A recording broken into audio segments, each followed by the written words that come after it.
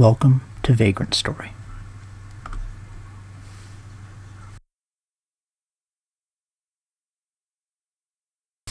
And welcome to the only out-of-engine cutscene in the game.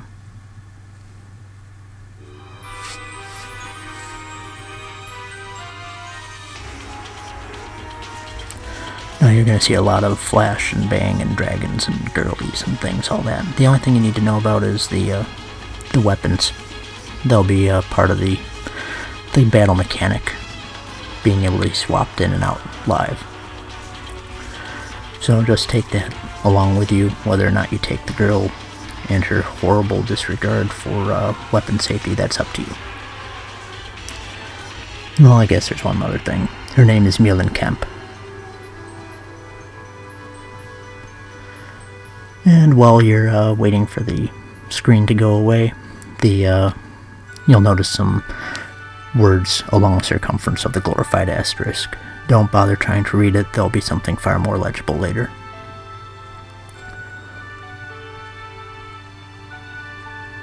Anyway, the normal options are there: new game, continue, vibration, stereo mono, all that. But for now, we'll just go with the new game. And enjoy that sound. That confirmation sound is decisive, to say the least, and we'll be hearing that a lot.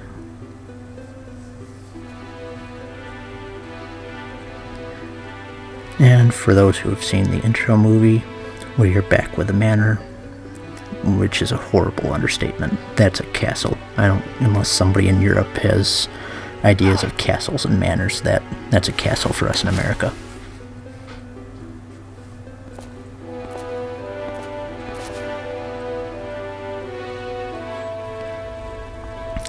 And I said it before, I'm going to say it again. The people who did this love their job. The Foley art is just whapping, hitting, pulling weapons out of guts. It's just good stuff.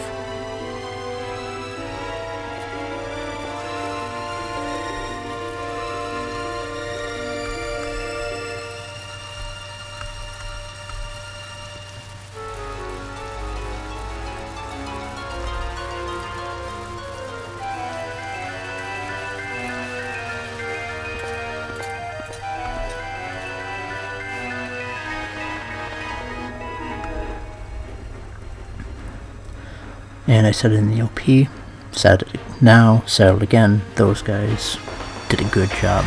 So good that people put tattoos on their backs. And again, for those who've watched the intro movie, we re-meet Ashley, already running towards the scene of the crime.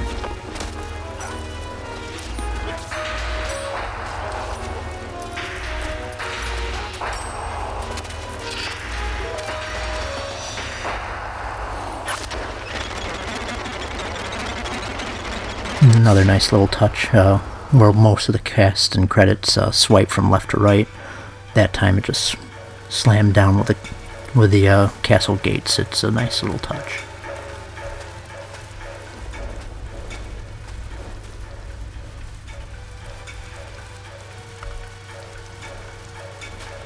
Oh yes, by the way, these scenes are skippable. Everything is skippable. Obviously it's not that big of a deal watching, but for people like me who love to see this and accidentally hit start, it's a big annoyance. Also, about a year ago I was considering doing this as a screenshot LP. Things like that little box nudging and other things make that a daunting task, to say the least. 200 videos for this intro is too much to ask from normal people.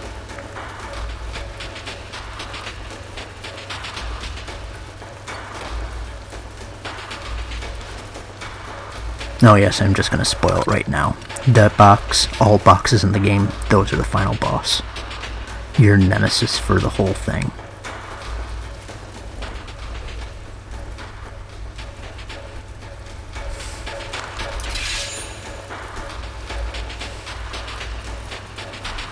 And here's our first battle. Hitting confirm twice, draws your weapon, brings up that ball. You can hit anything within it. At the bottom you see the damage you can expect to do and the odds of hitting. I'm just going through and picking the sure thing. I don't really feel like missing right now.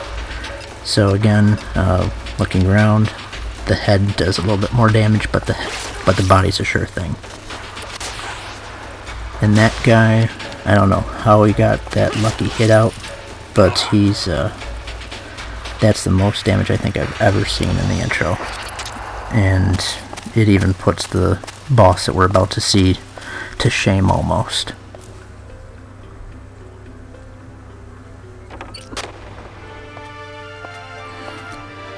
And since I've gone about a minute without gushing about this game, the fact that they actually put the detail of moving from the front of and behind the pillars, light and shadow, and back again is, again, another nice touch.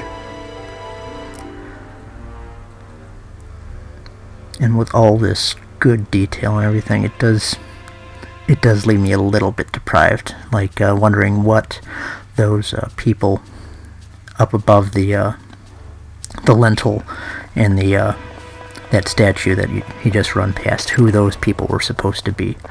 The weird circular heads above the lintel, I'm assuming one is St. Yocus, but I'm wondering who the other person who would be aside from that would be.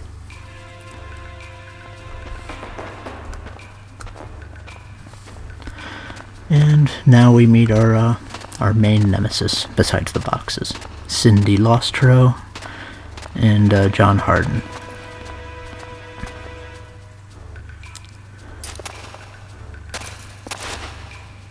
Sydney, as you can see, does not take shit from anyone. And the fact that Harden's several inches taller and burlier says quite a lot.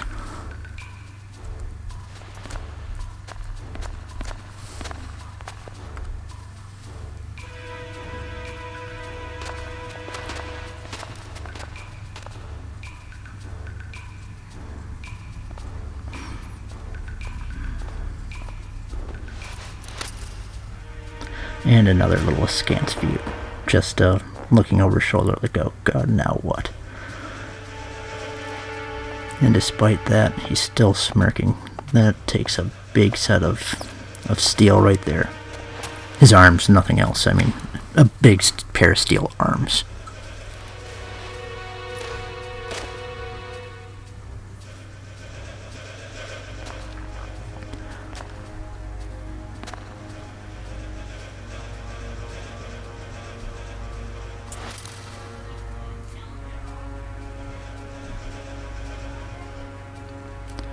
Now from here on, the scene progresses naturally without me doing anything, which is a nice touch. Instead of having Sydney just stand in the middle of the hallway with a dagger drawn, and Sydney and Ashley doing absolutely nothing other than that.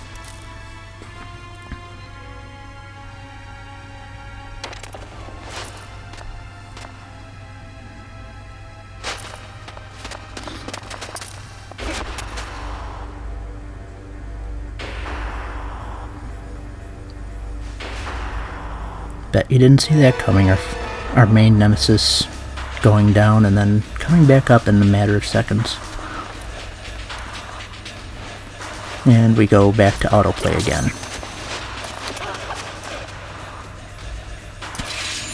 Sword from nowhere.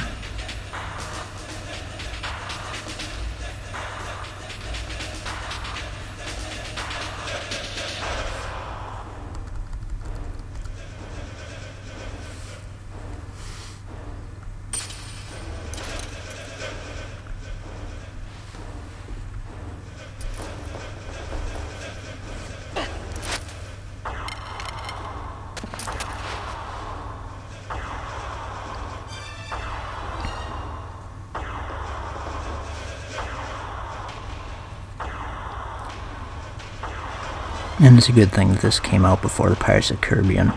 We just have that and nothing else. No You're in one or anything at all.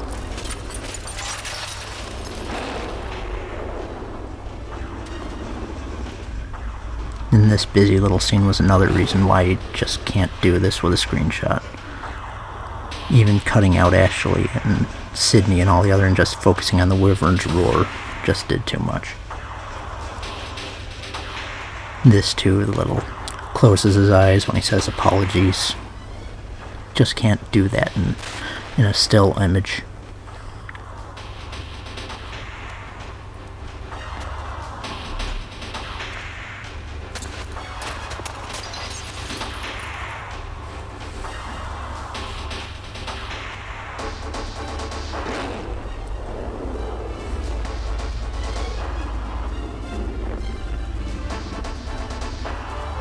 Now we face off against the first demo boss. I intentionally stop short and allow him to get my special attack in. And he just barely does more damage than that one jerk. I've stopped a little bit shorter than I would have wanted to. The head is vulnerable, but the neck and body are even more so. Yeah, I could try and get to the tail, but he's kind of like Bowser in Super Mario 64. He'll just turn on a dime. It's just better to go after the neck. Definitely not worth doing anymore.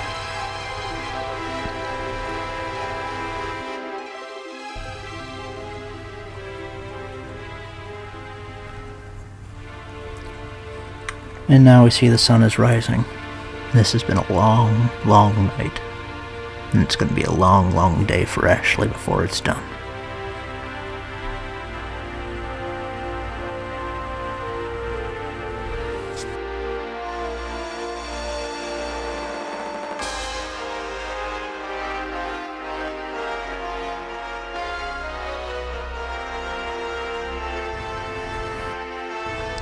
And this is actually a chapel. Just like this thing is a manor. Just great.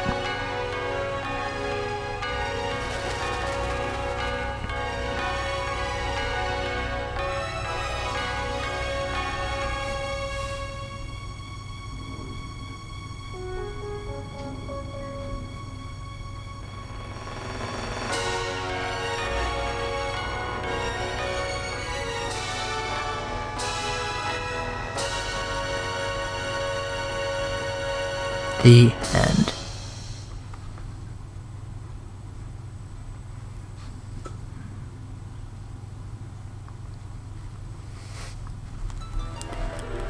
As I mentioned on the title screen, saying don't worry about seeing that the text around the asterisk, this is what it is for the most part. And even now that you can see it legibly, it still makes next to no sense at all. You'll also notice that this is the first of a good amount of tactics references. Durai being the guy who set off Final Fantasy Tactics in the prologue as well.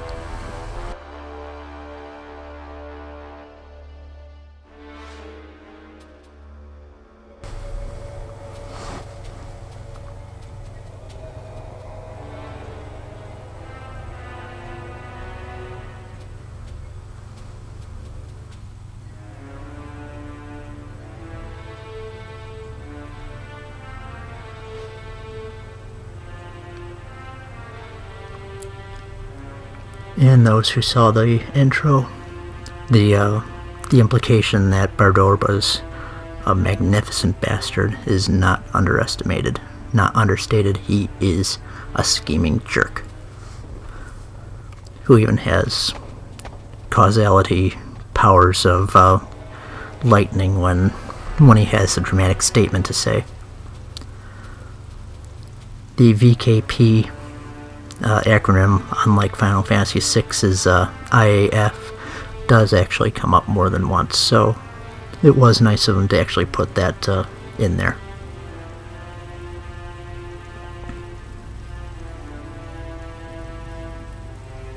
Another dramatic thunderclap.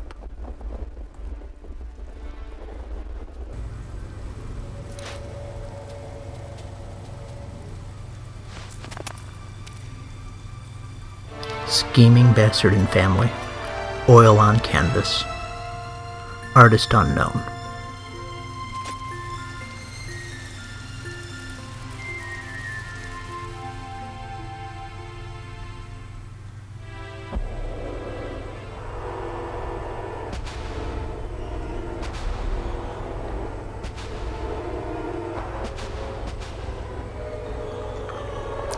I should also mention, as I said, the scenes are skippable. The first time you hit start, but during the manor incident, takes you to that Durai quote. Anything after that dumps you right to the start of the game. So these scenes that are kind of sluggish do make you maybe consider tapping buttons and then regretting it. As for Le Monde, I believe Monde is French for world, and Lea is a field, so the town is World Field or something like that. If you haven't noticed, there's quite a bit of French influence here.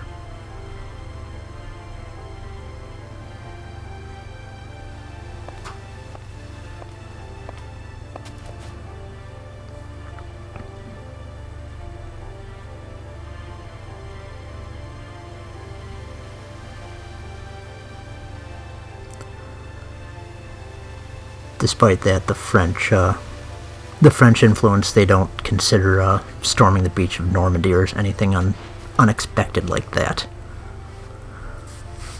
That'd be too easy anyway.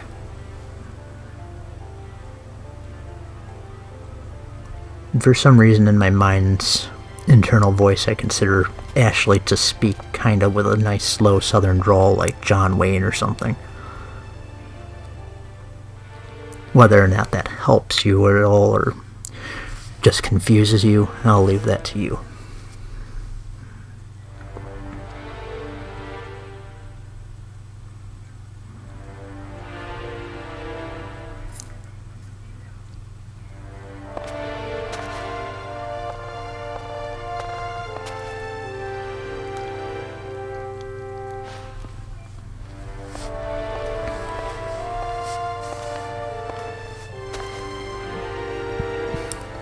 I don't understand why the well-fortified wine cellar actually has a door opening to the outside. That seems counterintuitive, but I'm not a sommelier or vineyard lord or whatever you want to call that.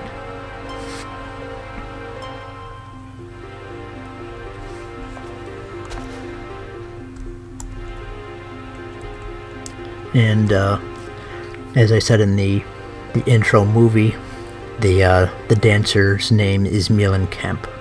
That doesn't really come back into any influence besides, well, she's had a cult established in her name. Veterans of Final Fantasy Tactics will remember and possibly dread all the nuances and complexities of the plot and who was double-crossing who at any given time. Get used to it. This will be complicated as well.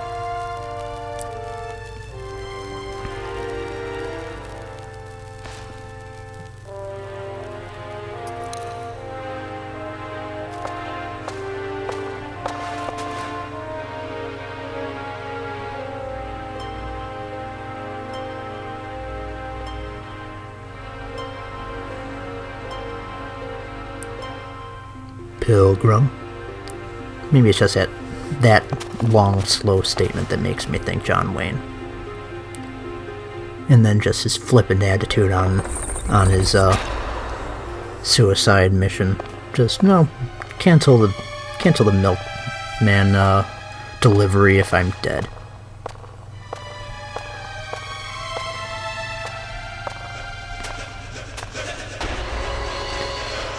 And that smile, no good can come of that.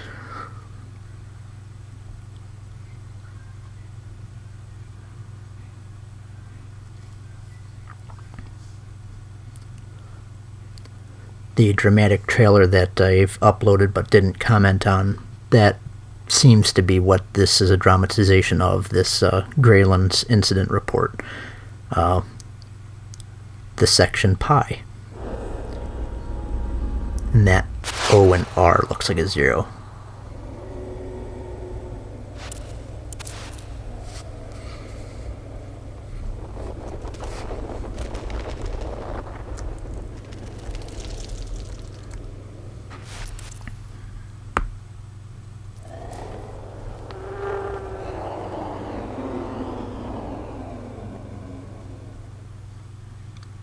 And now we begin in earnest.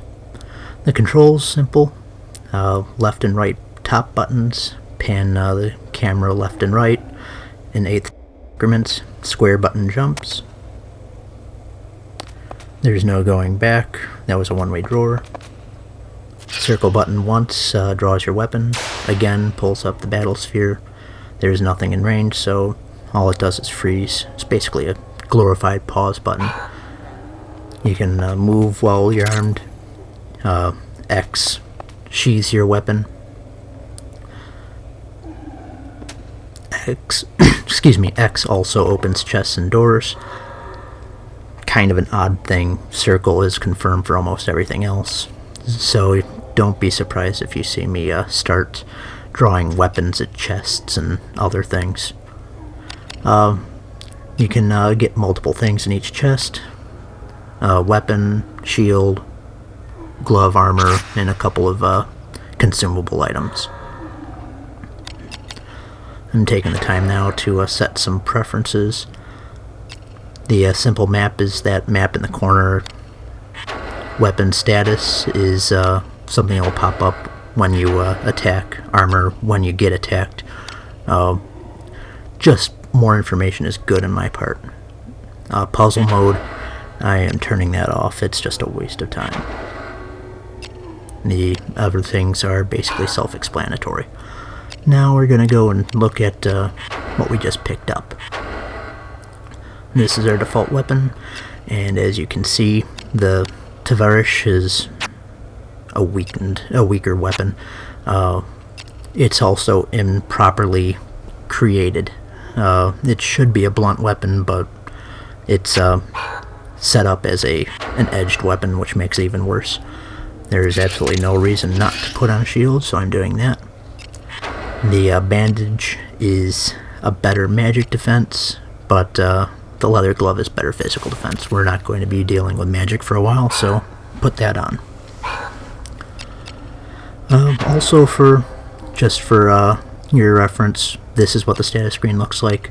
Shows strength, intelligence, agility, hit points, magic points, status of all your stuff. And if you press and hold down L2, you can spin your guy around. Just an interesting touch. This is the save point.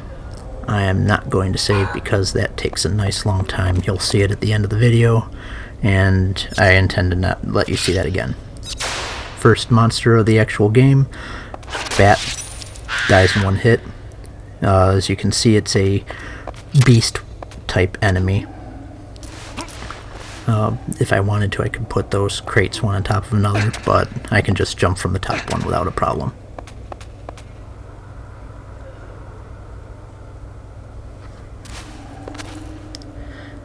And we get somebody who just epically botched his lockpick skill.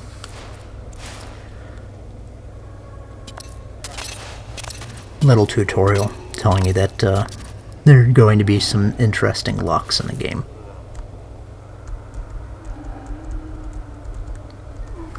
For some reason, these guys don't get lip syncing. Obviously not going to last very long, but it's still an odd thing to happen.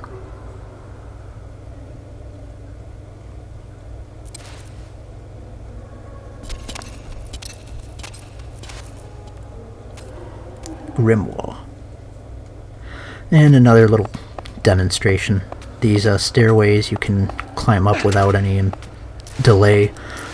If you climb a block 1 unit high, you have to like hurdle over it. Unlike those guys, you'd never get electrocuted by those locked doors. The minimap shows that it's locked. Didn't need to go over there, but did it anyway.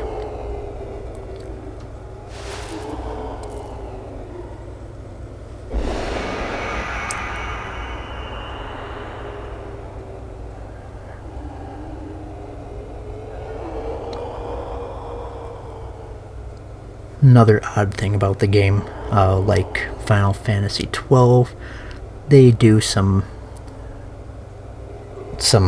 let's just say embellishment of spelling, like Maesters from Final Fantasy X, magic with a K, but it's only in It's only in the dialogue. The game itself, the mechanics just call it magic with a C, and none of this else other really comes up. So it's not as cumbersome as 12 or the remake of Tactics.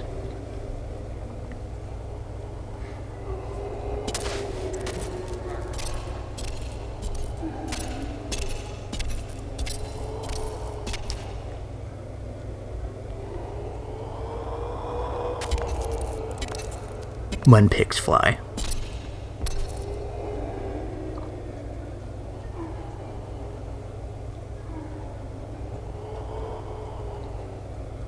And this is the last time that Ashley hides from anyone. All other times people just make a beeline to him no matter whether or not they should see him or not. No good choice, or at least no guaranteed hit, so I just take the biggest hit. Lucky dodge there.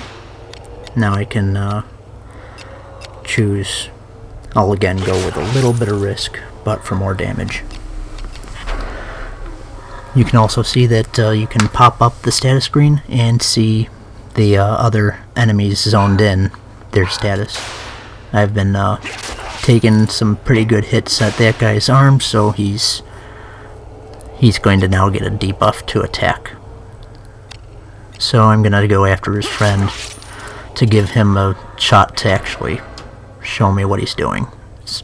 There's also some spill damage to any other connecting body parts, so his body is now a little bit weaker.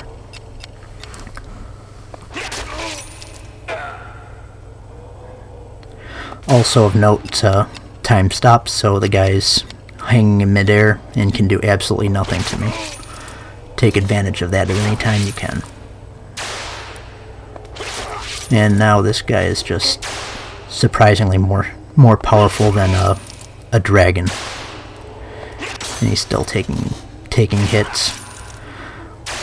Also, as you can notice, as risk goes up, the accuracy of things have gone down quite a bit. That's going to be the main risk in this game. The higher the risk, the more your accuracy drops.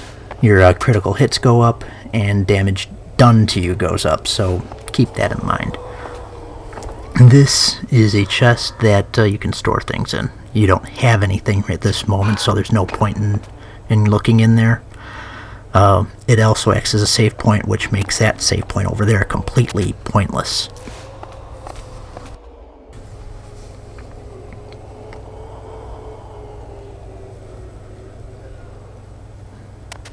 Just go across the cloudstone into the next area.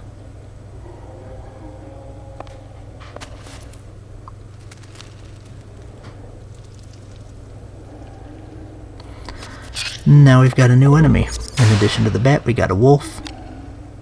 Bat still takes one hit. Wolves normally take two, except when you critical them, then they just go down.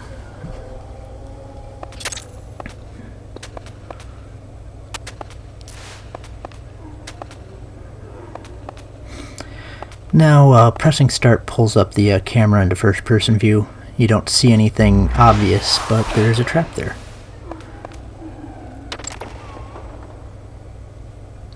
Other traps are going to be just around in the most inconvenient places. Now, Alsackheim and Goodwin don't have their lips being drawn. This guy does. And he has just those two lines compared to the two of those other guys together. Also, as I said, get used to confusion. We see Sydney just screwing with people. New mechanic: you can try and shield yourself around terrain when an enemy's attacking. Wooden crates take one hit and then vanish. I wanted that one gone anyway, so I let him do it. Take some advantage of his air time, and just coup de grace through the torso, not through the head.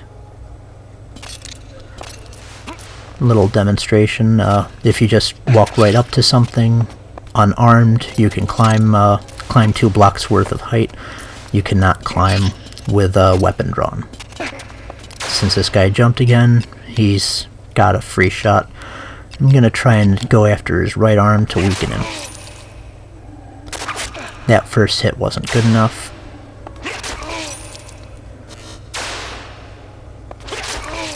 And apparently those other bits were not also either, unless two-handed also impacts the left arm's capability. I'm not sure. That yellow and green on my little guy in the corner is driving me crazy right now. But I don't really feel like using consumables because I might need it later.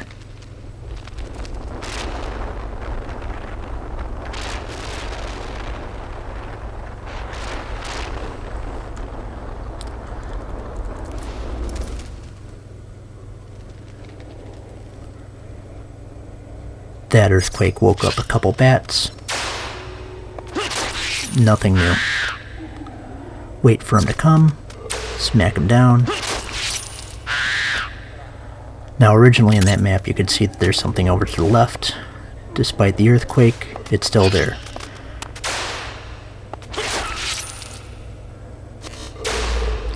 Also, as you notice, whenever the battle sphere pops up, that damage is just an estimate. You usually do much more, or at least a couple points more unless you're critical. And in this room we've got a new mechanic. The door locked behind us. Won't open until I kill everything. Not that it's going to take very long.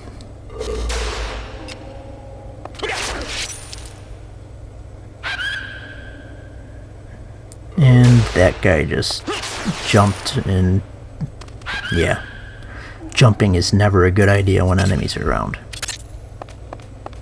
And I jumped at the chest instead of hitting X. New weapon, new armor, and more consumables. The Vera roots are probably the only thing I'm really going to use in the game. The other things, as you can see with regenerating health, not that big of a deal.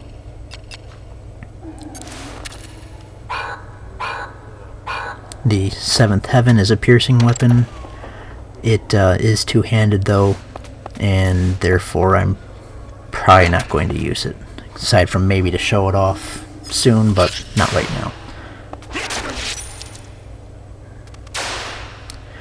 I guess this is also a good time to bring up, you can see enemies with ellipses and exclamation points above their head. As they get ready, they get a period, 2 period, 3 period, and then up the exclamation point. When they have the exclamation point, they are able to attack.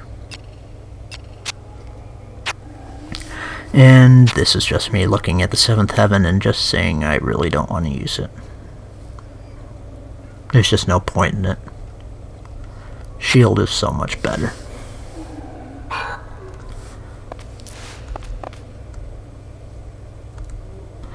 Just demoing what I already knew.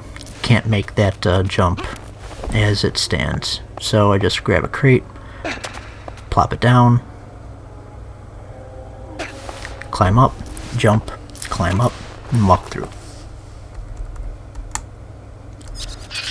Another bat.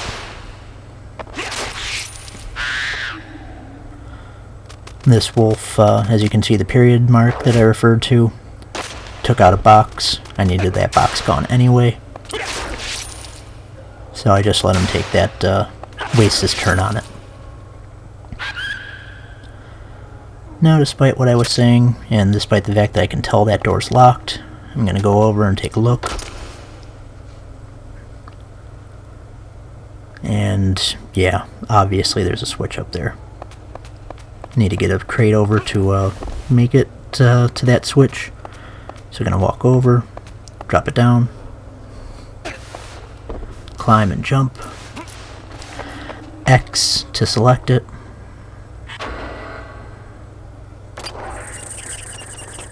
and we got to run over to drop in and get in before the door closes. Now that it's there, it's going to stay open forever. And now, welcome to the moon.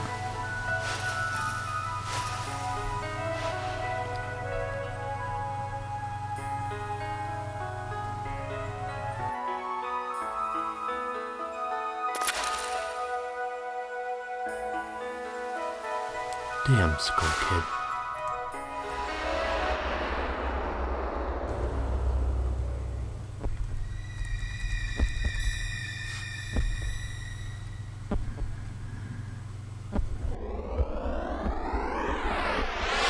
Damn moon bats.